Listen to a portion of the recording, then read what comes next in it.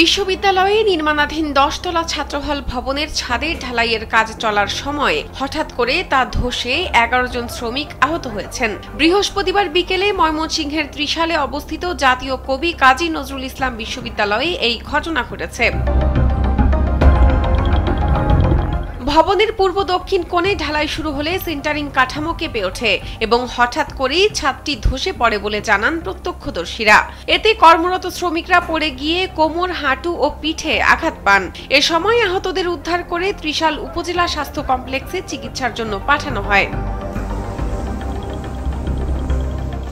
অভিযোগ উঠেছে, ছাদ নির্মাণে চিকন ও নিম্নমানের রড ব্যবহারের কারণে এই দুর্ঘটনা ঘটেছে।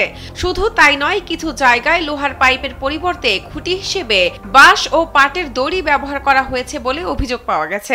এটা শুধুমাত্র যে সামনের অংশটুকু ক্যান্টিলিভার ছিল, তো কিছু অংশ ৩ ফিট ৪ ফিট ক্যান্টিলিভার থাকে, ওই অংশটুকু শুধু বাঁশ এখানে ইউজ করছে ওরা।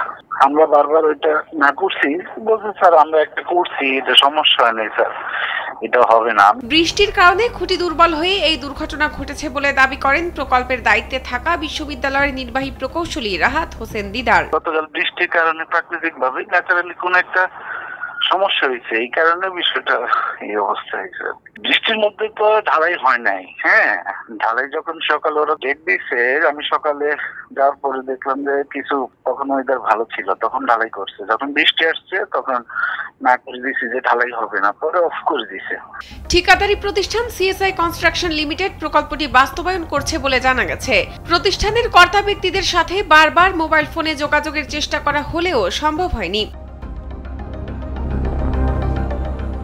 ছাদ ধসের ঘটনায় ৬ সদস্যের একটি তদন্ত কমিটি গঠন করা হয়েছে বলে জানিয়েছেন বিশ্ববিদ্যালয়ের প্রক্টর ও তদন্ত কমিটির আহ্বায়ক ডক্টর মোহাম্মদ মাহবুবুর রহমান। বিশ্ববিদ্যালয়ের সর্বোচ্চ মহল থেকে তদন্ত কমিটি গঠন করে দিয়েছে, ৬ সদস্য বিশিষ্ট, ৫ কর্মদিবস সময় দিয়েছে। ইনশাআল্লাহ আমরা এর মধ্যেই রিপোর্ট দাখিল করব। তারপর তদন্ত রিপোর্ট অনুযায়ী প্রশাসন তার ব্যবস্থা গ্রহণ করবে।